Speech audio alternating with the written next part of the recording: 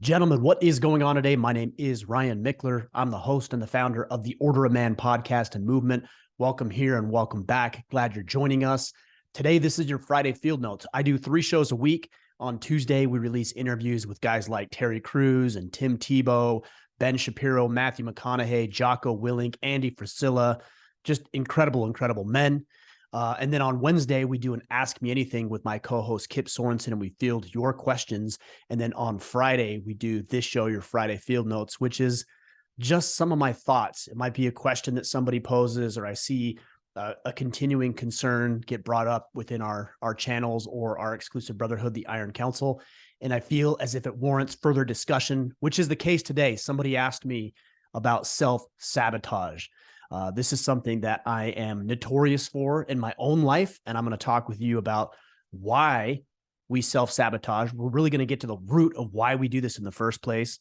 We're also going to talk about how it manifests itself, whether it's consciously or subconsciously. And then I'm going to give you 4 strategies and tips that you can utilize right now today to overcome our tendency as men of self-sabotaging, especially when things are going really well. Before I get into that, just want to let you know that the Iron Council is going to be opening up in about 2 weeks. If you don't know what this is an exclusive band of brothers all working together for 2 main purposes. Number one, you're going to get access to the network, and the network is 1,500 other men who are motivated, who are ambitious, who are inspired, who want to have these types of conversations like we're having today. They want to get fit. They want to get strong. They want to grow their businesses. They want to be better husbands. They want to be engaged fully as fathers. They want to succeed as men. The other part of it is you're going to get access to the frameworks. And the frameworks we use, part of that is this battle plan, for example. We're going to talk a little bit about that today as I talk about sabotage.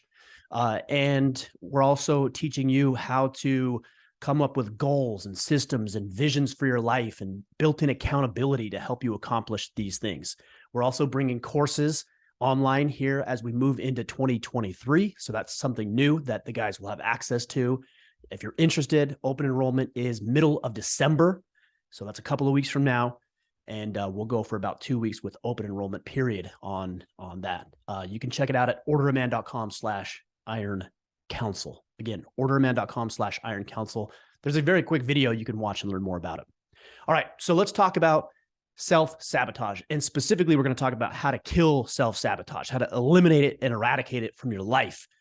Because, well, I don't feel like I even really need to explain why we don't want to sabotage ourselves. But let's talk about why we do. I've been thinking a lot about this, especially as this man asked this question of me with self-sabotage. And I think it boils down to really 2 main reasons. Number one, it's that we as human beings are lazy. And let's go deeper than that. I don't even know if it's laziness. I think it's just our default of choosing the path of least resistance. I was introduced to this idea by Rob Wolf, who talks about nutrition and fitness. He's a health expert. And he was saying that our bodies and our mindset we're hardwired, and this will tie into self-sabotage, but we're wired to consume as many calories as possible and not spend as many as possible. And in a scarcity environment, that's completely true. We are all about conservation in a scarcity environment. We've evolved that way. We've been on this planet for hundreds of thousands of years. It's just the natural way, is that we're lazy. We seek the path of least resistance because throughout much of human history, we've lived in scarcity environments. Well, fortunately, we've done a lot of good things as a species and some not so good things as a species, but we've evolved to this point where we're no longer in scarcity. You know, you think about financial markets and human capital and human potential and the amount of people on the planet and ingenuity. We're just not in a scarcity environment anymore. And yet we have evolved over time, tens, hundreds of thousands of years, that's just not going to go away.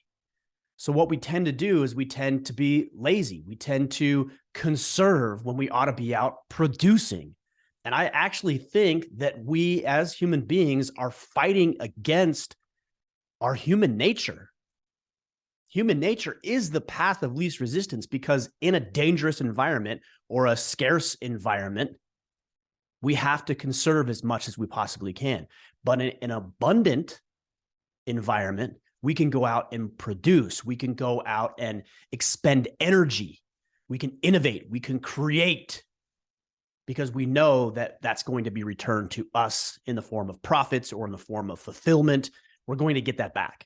So we're actually fighting against our human nature. That's an uphill battle. Number two is there are a lot of insecurities that we have as men. And when we have these insecurities, we feel like we don't deserve what we have. So let's say, for example, you meet an incredible woman and you love her deeply and you want to serve her. You want to be with her for the rest of your life. And you know she wants to be with you. But you had another relationship in the past where maybe you didn't treat that woman as well as you could have. Maybe you didn't honor her the way that you wanted to. Maybe there were some mistakes that were made in that relationship, or maybe you cheated on her or she cheated on you. And now what you're going to do is you're going to take all of that baggage from that previous relationship and you're going to bring it into your new relationship and you're going to blow up what could be an incredible, incredible partnership with an incredible woman. A lot of different ways to do that, right? Cheating, treating her less than. But essentially what happens is that you don't feel like, if there's a lot of guilt and shame with past relationships, you don't feel like you deserve to be loved. A lot of us might experience that because we didn't get it, for example, from our parents. And so you feel like you're unlovable, or you feel like you're not worthy. Or maybe when you were a child, somebody made you feel stupid to the point where 30, 40, 50 years later, you still remember that moment.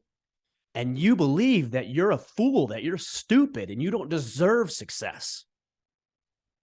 Another thing that might have happened is that somebody who's wealthy, somebody who's prosperous, financially abundant, mistreated you or took advantage of you or exploited you or stole from you. And now you get into this position as a 30, a 40, a 50, a 60-year-old where you've begun to build real wealth in your life. And you remember that individual who was wealthy, who took advantage of you. And you even subconsciously say, I don't want to be like that guy. So therefore, I'm not going to be wealthy. And you blow your business up when you don't have to. It's amazing. And I'm learning a lot more about this, specifically over the past, I would say 3 to 6 months, because I've really been diving deep into our insecurities as men. But it is amazing to me how often our current decisions are made based on insecurities from previous experiences and cultures and beliefs, even decades old. So we do have to get to the root of those insecurities. And as soon as we do, and we start addressing those insecurities, you're going to find out that you are lovable, for example. And that although you made mistakes in past relationships, you don't have to bring those over into current relationships. Although somebody took advantage of you, maybe it was a romantic interest or a business partner, that isn't to say that everybody is that way. And you start to address these insecurities and you start to stamp them out, then you can move forward without having to worry about sabotaging yourself, because you believe you are lovable, you are worthy, you are able to build wealth, and that it's not a bad thing. And you can be a good person and build abundance and prosperity in your life. We'll talk more about that as I get into the steps for killing self-sabotage. But let's talk about how we do this. And these are pretty broad, but we need to understand how we do this, because if we do understand how we self-sabotage, then we can identify when we're doing it. Like, you can't fight an enemy that you don't acknowledge or recognize. So let's recognize what it does and the strategies that we employ to sabotage ourselves. Number one, I'm guilty of this, I'm notorious for this, is we rest on our laurels. Again, this comes back to the path of least resistance. Because, for example, we've built up some level of financial abundance in our lives, I'm looking now for the path of least resistance, because that's my human condition. That's human nature. And I believe that because I have so many clients or I have so much passive income coming in on a monthly or daily basis, that I can just sit back and rest and, it will continue. I really experienced this when I was doing financial planning, and I called it the accordion effect. What I would do is I would go out and I would market and I would prospect and I would ask for referrals and I would make cold calls and it would work. I would get a lot of new business. And the business and financial planning, from the time that you meet a prospect to the time that you actually do business with them, could be a matter of weeks, could be a matter of months, maybe even a year in some cases. And so this would work. The accordion effect would begin. So I'd go out and I'd prospect and I'd spend a lot of time prospecting and I would get new clients. And as I was getting new clients, I would start working on managing their cases and believing that I had things figured out. And then all of a sudden, I closed all those cases, but I wasn't doing any marketing in the meantime, and my income started to reduce. And so I had to go back out and I had to start doing marketing again and cold calling and prospecting and getting referrals. And it just became this accordion. Like I could never keep it consistent because I rested on my laurels. Guys, there is no arrival. That's what we need to understand. And as I get to the ways that we kill self-sabotage, I'm going to talk about this one, but we can't rest on our laurels. We can't believe that because the sun is shining today, that it's going to continue to shine tomorrow. And even when you're on top of the world, realize that the world is spinning. So if you're on top of the world and the world is spinning around, at some point, you're going to be on the bottom. It's inevitable. You are not above it. The only way to stay on top of the world is to keep running, is to keep going. That's all. Because as the world spins and you're running the opposite way, like on a hamster wheel, for example, it's not a great metaphor because we don't want to be on the hamster wheel, not really going anywhere, but I think you get the point. That's how we stay on top, by being vigilant. I'm going to talk more about this in a little bit. So we rest on our laurels. Okay, number 2 is we begin, and this specifically relates to our insecurities, we begin to consciously or subconsciously undermine our efforts. So the relationship issue that I told you, because you feel like maybe that you are unlovable or that you don't deserve love because of the way you treated somebody in a past relationship, now you're going to distance yourself. Now you're not going to go out and meet women, for example. Now you're not going to go, you're not going to be willing to commit to a woman. Maybe you're going to use women for, sexual needs and wants, but not really commit to that woman because you don't deserve to be loved. So you'll have your needs met, but you're not going to go any deeper than that. In business, you might do something dumb. You might make more mistakes. Again, subconsciously or consciously make mistakes, bring in business partners that you shouldn't bring in, distract yourself. This is something we do. We distract ourselves with trivial nonsense, right? You feel like you've got the world by its balls and you're on top of the world and you feel like you've got everything under control, but you also, because of your underlying insecurities, don't feel like you deserve that.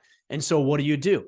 You turn to alcohol, you turn to drugs, you turn to gambling, you turn to womanizing, you turn to pornography, you turn to whatever it might be to distract ourselves from what otherwise could be, because we don't feel like we deserve it.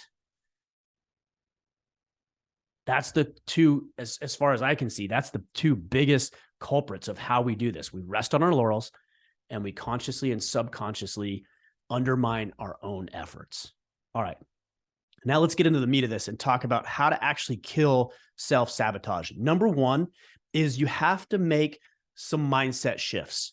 It all starts with the 6 inches between your ears. You have to begin to make some mindset shifts in your life. So let's specifically relate it back to why we do it. So the first thing I told you is because we're lazy as humans and we're looking for the path of least resistance. So what I would suggest to you is that as a man, knowing that the human condition is looking for the path of least resistance because of our scarcity evolution mindset, that we decide that instead we're going to look for the path of most resistance. And not for it to be hard for being hard's sake, but because we know that's what we need to do in order to make ourselves strong. I was at the gym this morning, and I was the only one there this morning. And I got thinking, what a silly thing that we do when we go to the gym. Like, what an insane idea that the gym even is. Like, we have these air-conditioned buildings, these climate-controlled buildings with perfectly balanced and symmetrical weights that are machined with very precise measurements. And we lift these things, and we push these things, and we pull these things, and we move these things. And we manufacture the hardship because it's just not present in our abundant life by default. And I'm not saying we shouldn't do it. We absolutely should do it. But it's interesting that we actually need to go out and create hardship. And that's what we need to do. We need to go out and create it. We need to run into it. I think about a Spartan race, for example. You might run a sprint, which I believe is 3 to 5 miles, or the super, which I think, if I remember correctly, is maybe 7 to 10, or a beast, which I think is 12 to 15. And then you've got anywhere from, 10 to 25 or 30 obstacles spread out. And you pay money to go do it. Now, I've done probably half a dozen, maybe 9, 10 or so, somewhere in there. And so I'm not saying you shouldn't, but we actually go out and we seek hardship. We put ourselves in difficult situations because we know that we naturally will take the path of least resistance. So we're going to, as men, begin to take the path of most resistance. Now, number 2, our mindset shifts. Your insecurities. Believing that you're not good enough, or that you're not worthy, or that you don't deserve something. We've got to get over that. So we have to acknowledge where that comes from. Maybe that was somebody, maybe that was one of your parents, beat you down emotionally, mentally, verbally, maybe even physically, to the point where you think you're worthless. Well, if you take a snapshot of your life or a timeline of your life, I guarantee there's things that you've done that prove, if you pay attention, that prove you are worth, that you are smart, that you are intelligent, that you are capable, that you are strong. But you have to go back to those things and see where they are, because too often it's the scripts of the negativity, the past negativity and trauma in our lives that take place. But if we actually go back and look, there's some things that we should be very proud of. And not to mention, if you focus solely on yourself, those insecurities seem to magnify. The minute you start to focus on other people, in my experience, those insecurities are diminished. So when I think about a relationship and I think, well, I don't deserve to be loved, another way to look at that is that person deserves to be loved, and I can love that person the best I can. I don't deserve to have as many clients or financial prosperity as I want. Negative mindset. Positive mindset is, but I know I can serve that individual, and that individual needs what I have to offer. They need a solution to their problem, and I'm the one that can provide it for them. So we turn from self-centric to other people-centric. Start thinking about what other people need, what they deserve, how you want to serve them. And I've found that the more that we turn outward and the less we turn inward about what we do have or what we don't have or what we deserve or don't deserve, and start thinking about other people, the more we can begin to address these insecurities. And as you serve people, you should be proud of that, right? Society says, well, don't be proud. Don't be boastful. Don't be arrogant. Don't be egotistical. And much of that is true, but you should be proud that you have a product that you can put into the world that people are benefited by. You should be proud that you're serving your wife and your children well. You should be proud that you do go into the gym and you train and you're strong and you're eating correctly. You should be proud of those things because you've actually accomplished something. So we've got to make those mindset shifts around the path of least resistance and also the insecurities that we deal with. Number 2, use goal planning as a starting point. It's the starting block. Most goal planning gurus and people and systems will tell you that that's the end result. Once you write down what you want, now you just got to work and get it. Well, it's not. Okay. Goal setting is the starting point. Like, I need to get over there. And I only need to know that I need to get over there so I can reverse engineer the process and figure out how I'm going to get there. So now we start thinking about the reward, or the real work is beginning when we actually do the work to get where we want to go. And we find joy and fulfillment, not necessarily in reaching the destination. We can be proud of that when we do, but we find fulfillment and joy in the process. So again, going to the gym, it's an easy way to look at it. You've got deadlift goals, you've got running goals, you've got squat goals. You have goals for how much you want to lift. And if you wrap up your identity in reaching those goals, then you're never going to feel good about yourself, and you're always going to have those insecurities because you're never going to reach that goal. And even if you do, you're going to set a new goal from there, right? But if instead you wrap up your identity in a man who goes to the gym every day and does what he needs to do to be healthy, he eats right, he goes to the gym, he gets his sleep, he gets his nutrition, he gets his recovery in, and then we just let the chips fall where they may. Hey, look, I'm just going to do the work, and today I won, not because I lifted X, Y, and Z, but because I actually went to the gym and I did it. Today I won, not because I'm what I want to be on the scale, but because the food that I crammed down my throat was good for me, was healthy. I drank a bunch of water. I ate whole foods. Like, it was good for me. And so today I won. So the way that we kill self-sabotage as it relates to this is not focusing so much on the goal itself. We only use that as a starting point to build daily practices and habits. And then you can decide if you won today. Did I win today? Did I get up? Did I exercise? Did I train? Did I not hit the snooze? Did I make the calls I needed to? Did I get through my to-do list? Did I love the people I wanted to love? Did I serve the people I wanted to love? Did I do that today? And if you didn't, that's okay for today, but don't do it tomorrow. Do something different tomorrow and build some streaks in there. All right, number 3, sometimes we just have to throw a wrench into the system. You just have to throw a wrench into the system. A lot of people talk about, man, I'm in a rut and I don't know what to do. How do you get out of a rut? Man, you just crank the wheel. That's what you do. And it's going to be bumpy and it's going to be rocky and it might even be dangerous. I mean, I'm not telling yourself to put yourself in unnecessary risk, but at some point you've got to mix it up. If you're in a funk, you're in a rut, you feel mundane, you feel like life's just coasting, you're on cruise control, take cruise control off and hit the gas. Maybe do something different. Say yes to something you've never said yes to. Say no to something you normally say yes to. Hang out with new people. Wake up at midnight and start your day at midnight. Maybe sleep in a little. I don't know. Whatever you're doing right now, just do it differently for a day, for a week, for a month, and see what that looks like. You know, I've been doing this with Order of Man now for 7.5 years, and admittedly, over almost 1,000 podcasts now, admittedly, it gets a little monotonous at times. It gets a little boring. And so I too have to mix it up. I too have to think about different ways to do things and different subjects and conversations to have and different ways to do it. As they say, variety is the spice of life. So throw some variables into the equation and do something different. And it might just re-energize you to the point where you can go back to what you were doing before. You can always do that. That's the default. But you might unlock a new way of doing things that's more exciting than it's been in the past. And then the fourth and last component of this is to spend time around big thinking people, innovative people, consume information from courses, programs, conferences, emails that get you thinking about life differently.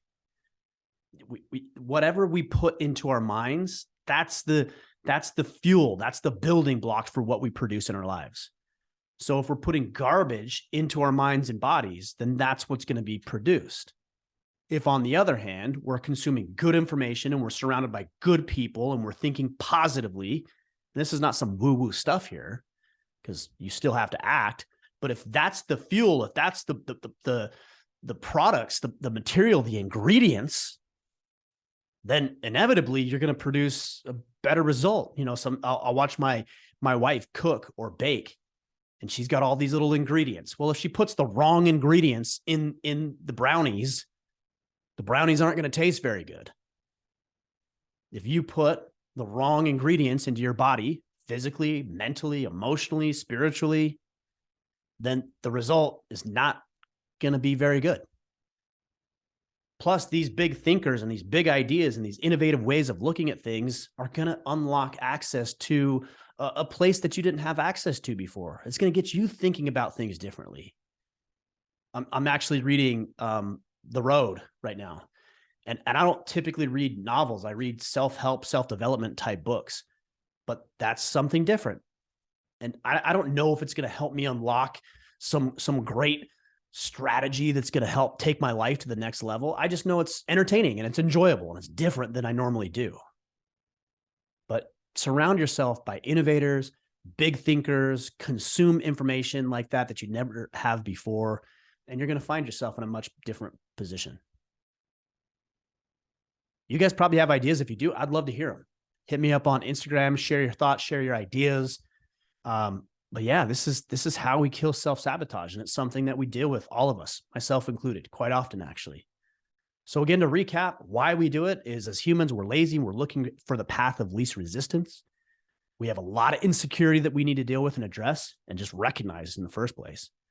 Now, the way we do this is we rest on our laurels, ride other people's coattails. This is what we do. Or we undermine our efforts consciously or subconsciously. And the way to finally and actually kill self-sabotage is those mindset shifts, path of most resistance, and dealing with the insecurities. Also, goal planning is your starting block, not your end point. Throwing a wrench into the system and then surrounding yourself with innovators, big thinkers, new ideas, new ways of doing things. This is how we kill self-sabotage. I hope that helps, guys. Also, I would suggest to you, again, as I started, check out the Iron Council because we're hitting on this type of stuff. And not to mention, you're going to be surrounded by, point number 4, people who are thinking differently, who are doing big things, who are dreaming big dreams, who are acting in a way and in accordance with those dreams and making things happen. You can check it out at orderaman.com/Iron Council. Again, that's orderaman.com/Iron Council. All right, gents, you've got your marching orders. I hope that helps. Hit me up on Instagram, share this, leave a rating review. Check out orderaman.com/Iron Council, and we will be back next week. Until then, go out there, take action, and become the man you are meant to be.